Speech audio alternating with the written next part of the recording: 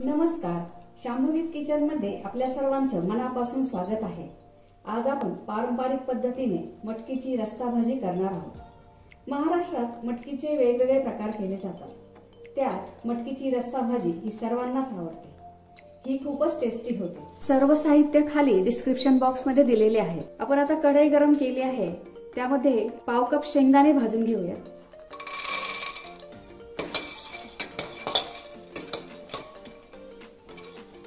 शेंगदाण्यामुळे भाजीला दाटसरपणा चांगला येतो।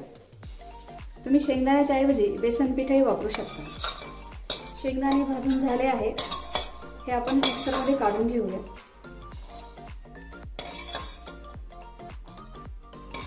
हे शेंगदाण्याची आपल्याला बारीक पूड करून घ्यायची आहे आणि आपण हे मिक्सरमध्ये वेगळेच वाटून घेणार आहोत। शेंगदाणे थंड झाले की आपण याची बारीक पावडर करून घेऊया। आता आपण 2 मोठे चमचे तीळ भाजूया।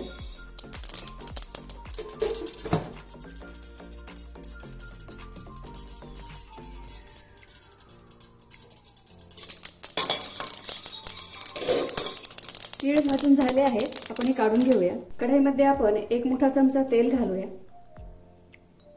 आणि ह्यामध्ये पाव कप खोबरं भाजून घेऊया। खोबरं तांबूस रंगावर भाजून झाले आहे, आपण हे काढून घेऊया आणि ह्यामध्ये 1 इंच आलं, अर्धा लसणाच्या पाकळ्या आणि 2 हिरव्या मिरच्या। भाजताना हिरवी मिरचीचे तुकडेच करावेत। तुकडे केले नाही तर मिरची तेलात फुटून तेल अंगावर उडू शकते। हिरव्या मिरचीचं प्रमाण तुम्ही तुमच्या आवडीनुसार कमी जास्त करू शकता। हिरवी मिरचीमुळे भाजीला चव छान येते। आता हे काढून घेऊया आणि ह्यामध्ये 1 मोठा कांदा भाजून घेऊया।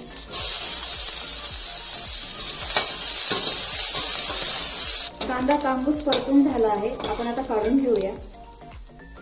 आता आपण कढईत 1 छोटा टोमॅटो परतून घेऊया। त्याबरोबर थोडीशी कोथिंबीर परतून घेऊया। टोमॅटो परतून झाले आहेत, हे आपण काढून घेऊया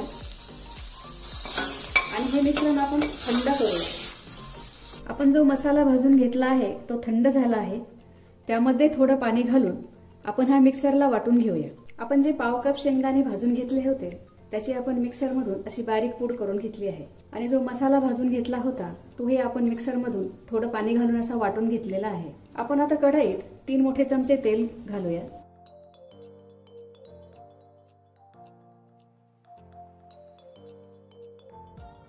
तेल गरम झाले आहे, त्यामध्ये आपण 1 छोटा चमचा जिरा घालूया, पाव छोटा चमचा हिंग घालूया, 7-8 कढीपत्त्याची पानं आणि हे जे वाटण आहे ते आपण ह्यामध्ये छान परतून घेऊया। हे वाटण आपण तेल सुटेपर्यंत परतून घेणार आहोत। मसाला छान परतून झाला आहे, त्यामध्ये अर्धा छोटा चमचा हळद घालूया, 1 मोठा चमचा काश्मीरी लाल तिखट, हे आपण रंगासाठी घेतले आहे, ते कमी तिखट असते, 1 मोठा चमचा धना पावडर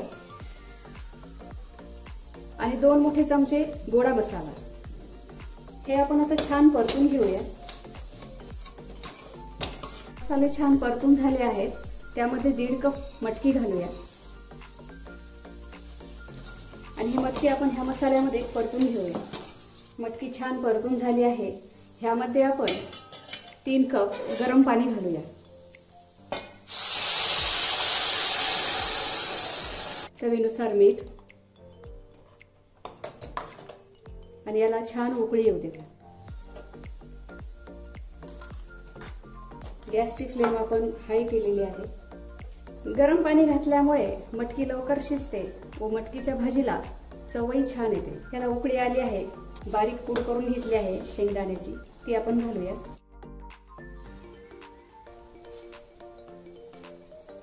गॅस मंद करून ह्यावर झाकण ठेवून 8 ते 10 मिनिट मटकी शिजवून घेऊया। आता आपण बघूया मटकी शिजली की नाही।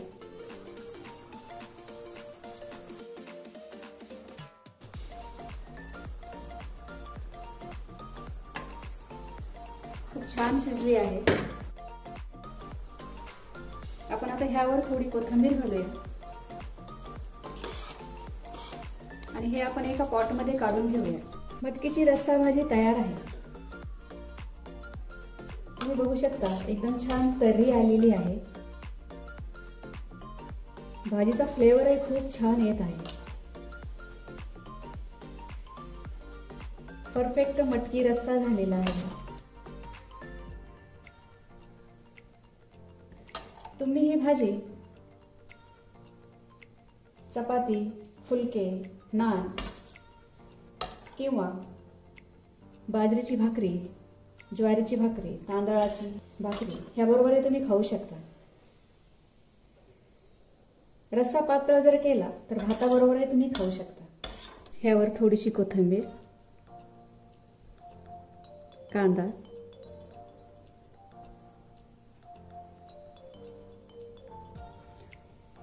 तयार आहे मटकीची रस्सा भाजी.